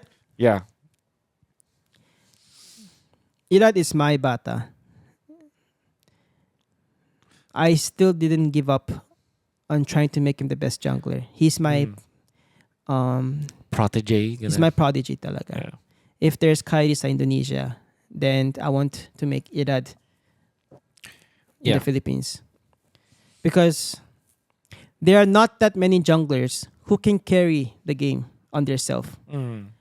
I'm not saying through, and syempre, you can carry with objectives. Yeah. You can carry with this and shot calls. But once you're fed, or once this happens, you know exactly what is your role, who you're going to target, what flash gameplay mechanics plus discard plus communication plus hero Yeah. pool complete. Now that is Kyrie. It's not a really overstatement. Yeah. But Irad can become like that, but he just needs more time, maturity, experience, Yeah. and discipline. How old is Irad ngayon? Would you know? How old? Mm. He's 20. Pero when it comes to like pro scene old, parang bata pa, kumbaga. Oh, if I put him into ML age, Mm. for me he's like 15 or Mm. 16 like It's- that. Malayo pa. Malayo pa. But, it's Irad is a player who you would invest on. I mean, like, not literally you, but in general na pwede mo talagang pag-investan. Kumbaga. Yeah, I would invest him. Mm. But before Irad, I had other two players that I wanted that try out sa amin. Mm. Was si Kyle TZ, pati si Kyle. King Kong. Ooh. Pero si Kyle TZ, unfortunately, Brent was able to get him. Okay. And then King Kong, that time it was Yeah. a Z4. Yeah. And then Irad was my player eventually. And Kyle was talk of the town din eh. Parang, I think good move. Na kinuha agad siya ng Brent. Oy, First sign of trouble. magaling talaga bata yun. Yep. Magaling talaga yun. All right. That's majority of my questions. Honestly, parang di ko napansin na mga 3 years na tayo, coach. Would you know? But yeah, I'm sure na marami ka pang mga gusto ikwento pa na mga bagay. But siguro may konting mga last few questions na lang ako sa'yo. Kasi feeling ko sa'yo ko lang pwedeng tanong. And maybe other coaches. Like, there was this JP yawi kind of drama na ako personally na-frustrate ako sa mga fans kasi they easily label this as I don't know nepotism whatsoever. Alam mo yun, parang yun na nakikita natin mga asawa esports whatsoever ganyan. And being part of the pro scene, alam ko for sure na kanya-kanyang decision yan per team, right? And confidently masabi ko 90% ng mga decisions ng mga team nanggagaling talaga sa scrims, right? I don't know if mag-agree ka doon, but yung scrims kasi kunwari hindi lang siya about sa performance pero may kita mo na yung sync ng dalawang players na to parang hindi talaga fit ganun, right? Oo. And it happens even championship teams biglang mas bagay na yung iba, parang ganun, right? So at least from my perspective, and nakakausap ko rin naman yung mga pro teams, ano naman sila, nakabase naman talaga sila sa results, right? Hindi na kita tatanungin specifically what you think about the JP Yawi drama, but maybe what I want to ask you is, ano yung main metric mo to put somebody sa uh, sa main five for example. And I'm sure na makakapagbigay ka ng magandang info dito kasi yun din yung between Demon Knight and Irad, di ba? Parang yung mga ganong klaseng mga decision making din between Aqua and Exhort, for example, and Kusei Yakno from before, yeah. So, as a storied coach yourself, what is the mindset dun? I will make this abstract.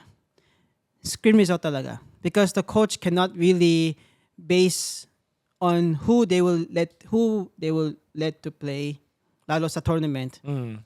Kapag it's not proven and tested sa scrim. Yeah. Scrim is the only measurement.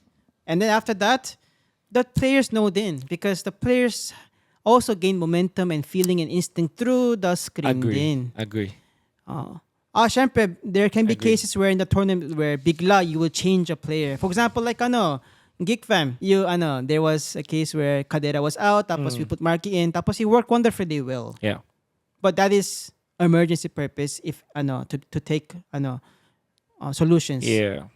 I was actually able to talk to Marky at ang sabi naman is win or lose, win streak or not, buong season talaga 2-2 talaga yung nila spread nila sa scrim. That's why I know. yun parang thankful siya na ganun yung ginawa. And that meant na may chances siya no matter what na mangyaring ganun. And ang kwento naman ni Mr. Baloy is maganda naman daw talaga result si Marky sa scrims. So parang pwede pa rin. So, ganun din. So, scrims talaga. Like, pero in my case, I don't hati. I only hati kapag with fifth time. For example, let's say Monday, Tuesday, Wednesday, Thursday, Friday, Saturday, yung practice. Then either sa Monday, Tuesday lang, I will just give this one player 5 PM sa'yo lang. Or hati-hati na lang lahat that day. Pero yung rest of the 3 to 4 days, yung main roster talaga. Yeah. Kasi ayoko magsira yung chemistry or yung oras. Yeah. But I will tell you about this Yawi JP. I know you wanna share your insights? I know that it is sensitive, but let me say this on my perspective because ang ingay talaga yung issue.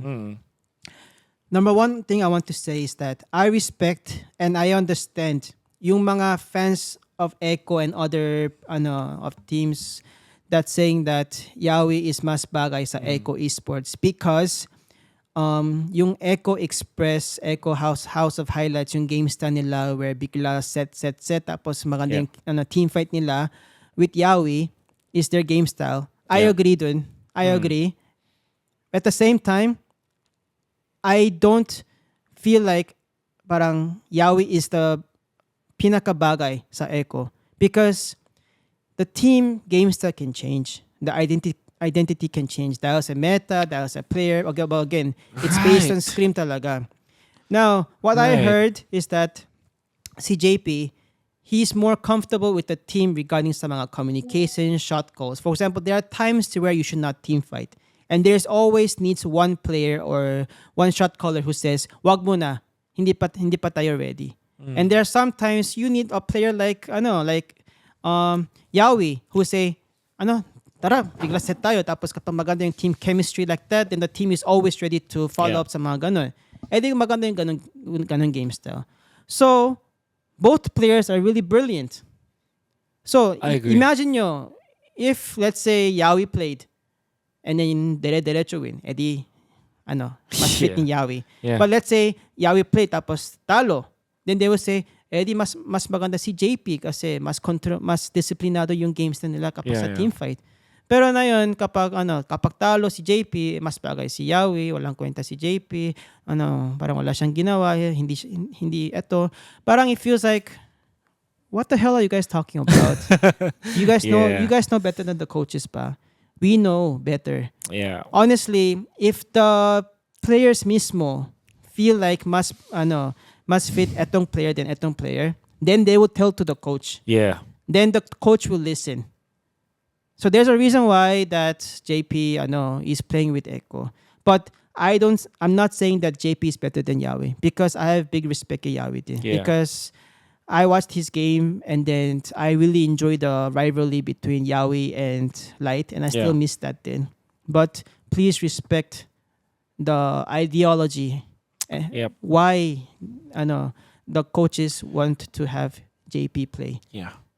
Napakadali kasi sa mga viewers or mga fans to assume stuff. But imagine what teams had to go through, ilang oras yung kailangan nilang spend for that. Like, especially a team katulad ng Echo na championship team, they definitely know what they're doing. Yeah, and totoo lang, Echo needs that talo, totoo lang. Because just like us, where we literally cried after season 12, tapos sobrang gigil yung mga players ng Baguio pa rin. Yeah. Echo was sobrang gigil din to win the MPL din. So imagine nyo what will happen next season na when they already cried na, when they already felt that heartbreak na, what will happen next season kapag sobrang mas disiplinado at gigil sila. Tapos walang drama, tapos walang whatever it is, tapos lahat sila handa. Yung coaches, yung players, lahat. Oh no, that is the Echo that you guys will see in a bagong version. Kinilibutan ako sa sinabi mo nun, Coach. And at the same time, like, I'm excited for Echo. I'm more excited for you, especially kasi sa'yo nanggaling yan. Like, well, we don't know what will happen during the off-season. But, legit, kinilabutan ako sa sinabi mo. Like, tama ka eh. Like, sometimes teams, mas lumala ka sila pag biglang natalo eh. Mas iba yung gigil eh. And I think I saw that in Caltisi's eyes nung post-game interview. Yeah. Tapos kay Sanji din nakita ko. Like, sabi niya, yung mata eh. Yung mata niya sabi niya, babawi kami next season. And because of what you said, I was just reminded of that. Whew, exciting. Ang mga paparating. Meron ka ba, I don't know if you're comfortable answering this, but if meron kang any dream team, sabihin natin, unlimited budget, right? Lahat, all in their prime. Sino yung mga nandun sa lima mo na yun? Yun. I don't know if you're comfortable answering that.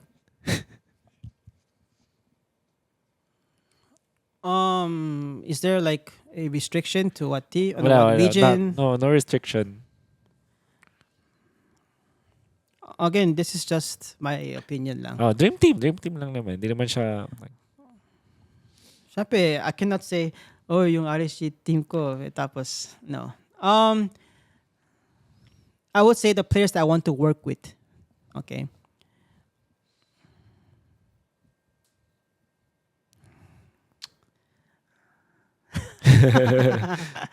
I do want to try to work with Kyrie.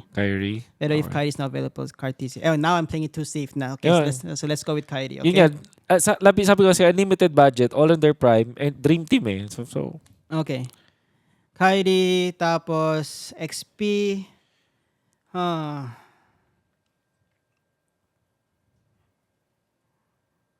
For me, Nats pa rin talaga yung best. Kapag, if he's in God mode. Tapos, Gold Lane. Gold Lane. Can you recommend me some names? Eman, Kelra, Benny, Oheb, CW,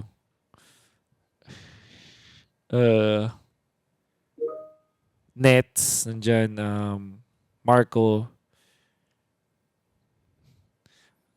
Ang hirap no? Bigla kang mabablanko sa mga ganito. Si Cadera. Magaling talaga yan. Again, player I want to work with. Right. Na hindi yung comfort. So, unang ano to? Non-Filipino. So, Cadera, Nats, Kyrie. Post 4, Suns. Hindi mo nyo talaga. Oo. As Coach Shep describe him, siya eh. Generational talent siya. Sobrang genius siya. Parang genius siya. For me, it's like parang seeing Cartesi when he was playing mga mage heroes. Yeah. Meron siyang sariling mundo where he can carry the team. Yes. Lalo with Kadita.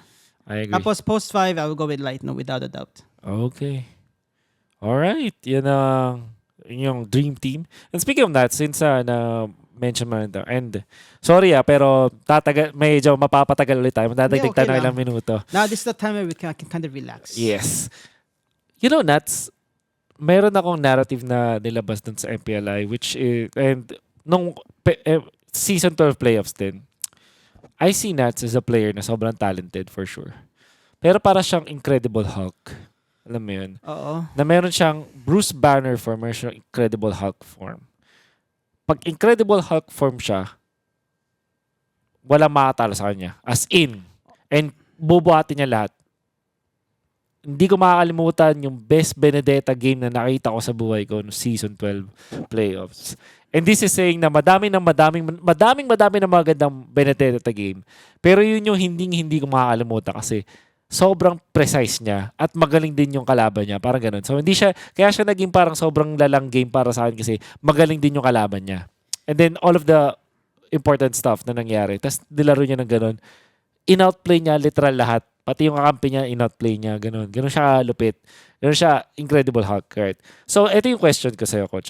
Ewan ko kung mag-agree ka, but that's how I see Nats. Is he that kind of guy na parang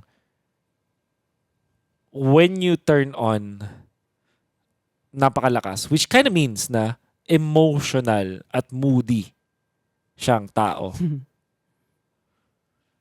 Is that something that you would say about Mr. Nats? Ay. Na-stress ako bigla. Honestly, mas prefer ko yung player na emotionally stable kesa emotionally unstable. Tapos, kasi no matter how good you are, kapag unstable yung mood mo, tapos it affects your game, sugar kasi. Yes. Tapos, it can make your whole team effort walang kwenta. Yes. Tapos, the thing about Nats is that the reason why he might be sad or malungkot or tampo or angry or walang sa mood, it comes from millions of reasons. It can be from, let's say, a music that he heard that tapos he doesn't like it. Or he didn't have a good sleep. Or he had a bad dream. Or he didn't like his food. Or he didn't drink his water. Or he didn't get his paboritong jacket. Whatever it is, iba-iba talaga yung reason. Yeah. Again, he's going through adolescence. But eto yung bata na adolescence is the wildest at this age. Yeah. I see. And then if he's in a good mood, just like eto next sa podcast, he's a monster. Yeah. You know that if Arish is going to win if Nats is in a good mood. Yeah. Pero if Nats is quiet na tapos hindi siya salita masyado, then you know talaga that just target Nats tapos you can win Arish like that. Yeah. And that's starting from season 8. So hard. Yeah. And then the thing is that sa scrim lalo, hindi siya consistent. Yeah. Like yung Benedetta niya, ayaw ko mag-pick agad-agad because yung score niya lagi is 7 death, 8 death, 9 death, 10 death because nasugar siya tapos hindi siya focus masyado. Pero kapag sa tournament na, kung gusto niya, kung nasa mood niya, then he plays well. Kaya it's hard to really train this player. Yeah. But that is why you need a proper guidance. Yeah. You need to input the saktong motivation that he needs, what he wants to do, achieve, whatever it is. You need to be on the same page. And then he needs to feel that from his teammates then. Yeah. But I can say that he's not the player that will give up on his team. Wow. Okay. That's nice to hear. And siguro yung follow-up question ko dun is like, you're telling me na he needs a lot of like guidance, needs a lot of training. Basically, kailangan meron siyang, sino yun, si Black Widow dun sa Marvel. Basta yung kumakontrol kay Hulk. Oo. Willing ka ba to not give up on this guy? Oo. I mean, if I gave up, I already gave up season 10 pa yun. But what I like about Nats is that he's sobrang trustworthy. For example, you get bullied, then Nats will literally like take off his clothes, tapos he will turn into a Hulk just to protect you. I see. There was this time where I scold this player, tapos Nats felt like it's not right. Yeah. Then he will actually fight me just to protect the player. Fight just like that. So he's like that. Yeah. But he just needs to be more sometimes honest, and it takes lots of time to open his heart. Yeah. But he's maturing a lot, so I'm willing to continue my journey with him pa. Nice. It's very nice to hear. Last set of questions. Ilang beses ko na sinabi yung last set of questions dito, but I do have to. First is, what makes a great player for you? What is the main quality? You know, some people na nasama ko dito sa podcast, mga sagot nila is consistency. Some of them say yung being trainable, right? But I wonder, for in the eyes of Coach Panda himself, what makes a great player? So a good player is able to stay gigil pa rin after achievement. Like, it's all in the mindset na kasi. Yeah. No matter how much, of course, I can say consistency, skills, mechanics, or experience, whatever it is, yeah, but walang kwenta lahat kapag hindi consistent yung, kapag hindi ka pa rin gigil Yeah. after that. Yeah. And for all of the international viewers out there, we don't have a I don't know the translation of giggle. It's a it's beyond parang siyang passion, but I can say it's eagerness to win. eagerness to win there all the time, no matter what happens. And, And how do you say that? How can you say na hindi nagigil ang some player? you can see it from their actions before the practice, during the practice, after the practice. Like before, when they were gigil, they always ask questions or they always review their game. Tapos they're always asking me to help them with this. Pero after that, parang kahit alam ko he needs this help, parang parang na-skip yung day, effort ng ganun. I understand kasi lahat tayo tao. Mahirap talaga maging consistent sa mga gigilness. But at the same time, kailangan. Kasi you will never grow. Yeah. There are other competitors in behind you. They are chasing you because you already reached that spotlight. So you would take that spot away. Now there's something that I want to share. Last na, sorry. Sige lang, sige. Kahit ilan pa yan. That I think the fans would like to listen. Is yung sikreto to be a champion. Now, before every single season, I say there are 3 steps to win a champion. Number 1 is discipline and fundamentals. Number 2 is consistency. And number 3 is unique color of game style. Wow, this is probably one of the first times na maririnig ko to. Well, Come from a coach. It's your own. It's like a syllabus, table of content that I explain to my students, players, every time you start a bagong chapter. Okay. Fundamentals, discipline, you can learn. I can teach them discipline. I can also teach them fundamentals, basic communication, objectives, how to team fight, early game, mid game, late game, blah, blah, blah, micro, macro. I can teach them. It would take a long time, but it's teachable to any team. Consistency. Now, it comes from how much they are disciplined as a team, how much they actually efforted, how much extra effort they actually put, how much they are giggled to learn, learnable, teachable. Now, unique color of game style can only work if the fundamentals discipline is good. Tapos you're consistent na. Now, what is the next na? Is creativity.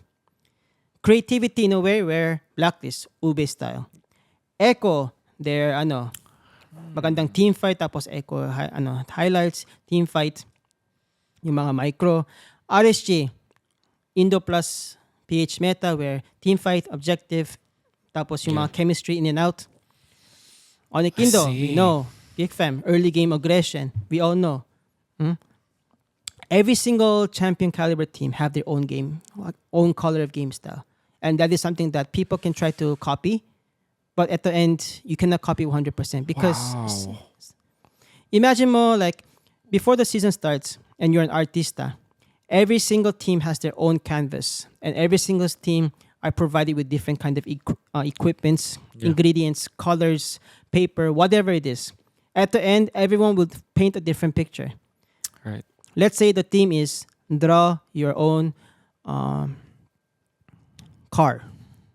Some teams would draw a monster truck. Some team will draw a Ferrari. Some teams will draw an old 1980 Honda, whatever it is. Doesn't matter. And even though you draw a big monster truck, doesn't mean that that's a better picture than an old Honda Civic. Doesn't matter. At the end, what matters is the quality and how much like there's creativity, how much the colors are masterfully synced, how the outlines, how the lines, or the whatever it is, like it was really perfectly mastered.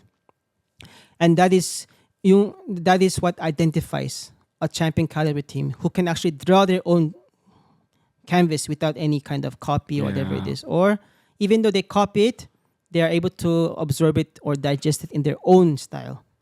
And that is us. We didn't have Yeah. an identity of game style until we scrim with lahat ng MPL Indo teams, until we won against PH teams, and then we eventually amalgamate in our game style. That is our winning formula. Yeah. You know why ang bilis ko nag-agree dun sa sinabi mo because I think it's applicable sa mga ginagawa ko sa buhay, more specifically. And I'm gonna tell you a little bit of a story lang din. At nakwento ata to sa ibang podcast pero hindi as of recording nito hindi ko pa siya na-upload, but basically what it is I met this alumnus dun sa school ko before, and ang basically sabi niya sa akin, make yourself a commodity. Kasi para siyang engineer na specifically for this equipment lang, specifically for this kind of building, at for this specific job lang. Ang nangyari, tumaas yung sweldo niya, naging sobrang in demand niya kasi siya lang yung may kayang gawin nun, right? So idea is, make yourself a commodity. And this is something that I personally apply as a caster din. Na I have my own identity that I established throughout the years, which kind of made me successful. And it kind of makes me think na siguro, ganun din nga talaga para maging world-class champion. Right? Blacklist with their Ube, and Echo with their own style of Echo Express, diba? And of course, the heroes that they play. And I'm happy to hear na ganun din pala yung tinuturo mo sa iyong mga players. I feel that's 100% something na nangyayari sa mga teams kaya hindi sila nakakalayo because they're not inventing themselves, they're just copying people basically. Kaya nung naalala mo nung may nakakatawang controversial na post si Daki, yung monkey see monkey do. Ang daming hate sa kanya nun. Kasi, well, it was directed towards a specific team, di ba? So, naturally, may hate talaga. Pero sobrang agree ako sa kanya nun na parang hindi mo pwedeng nakita mo tapos gagaya mo lang. You really have to, I mean, you can win games, but you will never win championships with that kind of mentality. You can copy, but if you really want to win, lalo yung champion, you need to absorb it in your own game style talaga. Yeah. So, kaya yung mga players ko, they always tease me din.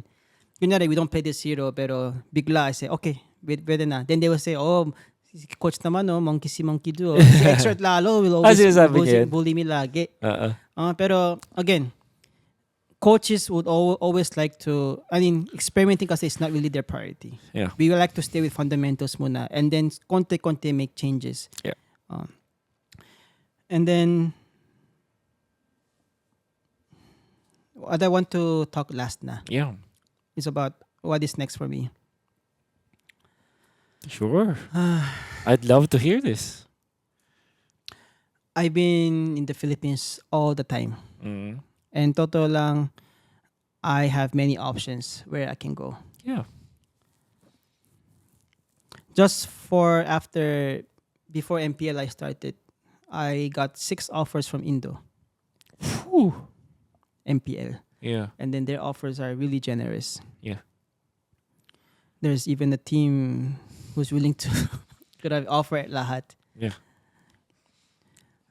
And there's also, like, I got offers from 3 teams from Philippines other than RSG. And then, of course, I don't really need to mention yung ibang bansa din. And I am really tempted for the money din. Yeah. And for the experience din lalo. Yeah. Yes. But let me say this. Right now, I am considering options. I might go to Indo. I might stay in PH. But yung main focus ko is that I am doing this for my legacy. Yeah. Just like how I said sa una, I want to tell myself, to my family, and maybe in the near future or in the future where I would tell my children that, alam nyo ba, that your father was one of the best coaches before sa isang area.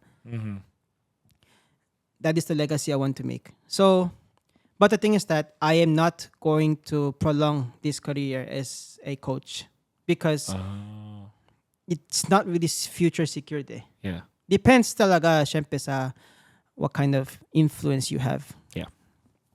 But at the same time, I am a father now, and I'm also a husband. Yeah. And then I do believe that I have many talents other than Mobile Legends that I can start again. Yeah. And tapos hindi ako takot. Dati takot ako because wala akong security sa buhay ko. Parang I'm just doing ML tapos now ito lang alam ko, so tuloy-tuloy lang ako. Pero every time I learn through ML that I'm starting bago, trials, bago. I learned that hindi ako takot mag-start bago. And then after that, I finally have a wife and then a family dito. I have a sense of security and a plano that, okay, yung plano ko as a person, as a father, as a husband is that I want to provide all the things that I want for the family. Yeah. So, ibig sabihin, kahit hindi ako nag-ML, if my family needs that, eto yung mas malaking sahod. Kahit hindi ML, yan yung kunin ko. Basta masaya ako. Basta I feel ko parang may talent ako dyan. Yeah. Because you can never be the best kung alam mo walang passion dyan, wala kang talent dyan, kahit hard effort ka. Yeah. So, again, I'm always treating my every single season last. Kasi, iba talaga yung You're right. Iba talaga yung effort mo as a tao, sa aura mo, kung feel mo that eto yung last mo. I agree. Kaya the best example is that sa season 9, sinabi ko sa sarili ko, sinabi ko kay God, tapos na pray ako every single day that God, please give me this championship this season 9. Dahil I want to propose to my wife, and if I do, then there's maybe I can get the family that I always wanted, and I did get it. Yeah. So kahit na hindi ako get the championship season 12, I cried, pero my wife told me, siguro ito yung season na where God was not ready. And God was not ready for you. Maybe there's someone that He wanted to give. But at the same time, He wanted to teach you a lesson. Yeah. And kaya siguro He gave us MPLI. So, hindi ako dismayed that I don't get it. I will be disappointed, but I will not be like that. See, saktong segue to dun sa last question ko because you earlier dun sa una kong set of questions, you already mentioned this at sabi mo, describe mo later. Was yung sinabi mong family na nahanap mo dito sa Pilipinas. That's why you can say confidently na Filipino at heart ka na talaga and you're a Filipino talaga. Was it because of the love of your life na na-meet mo along the way and also like the family? Yes. Yeah. I mean, dati, every single day, I'm just waking up.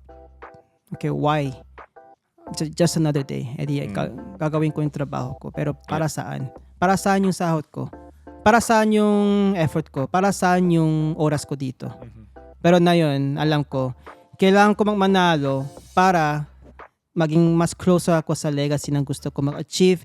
Kailangan ko magpanalo para sa para sa stability I can provide for my family. Yeah. Kailangan ko magpanalo ito.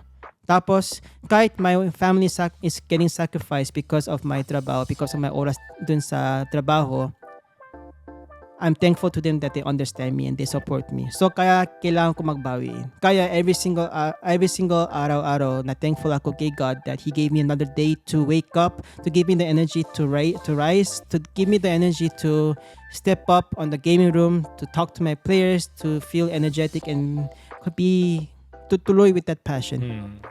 Kaya, that is what I'm saying before. I became a man kesa a boy. Because alam ko what is the purpose of my araw-araw, of my buhay. And that is your family. Mm. Wow. And I'm happy that you found that. Extra happy dahil sa Philippines mo siya nahanap. We're very happy about that. But we're all getting old. We need to be responsible to my family din tayo. And I wish that there will be that offer na marireceive mo that will align everything. Be it sa RSG pa rin, be it sa Indonesia, be it kung saan man. I just wish you the best, Coach. Alam mo yan, ever since. So, that's it for the long podcast. I hope that you enjoyed. Actually, 3 alam hours mo and yung 30. may pakiramdam pa ako na madami pa tayo pwedeng pag-usapan eh. But obviously, all good things must come to an end, including this podcast. So maybe just, ano na lang, huling shoutouts, huling reminders to all of the viewers kung sino man, kung meron ka mang gusto yung promote, you can speak to this camera maybe and yeah, sabihin mo na lahat. Again, shout out kay Wolf for giving me this an opportunity. It's my first No, time thank actually you. talaga where I was able to disclose yung lahat. Almost lahat. 70% siguro na yan. Nice. At least. Yeah.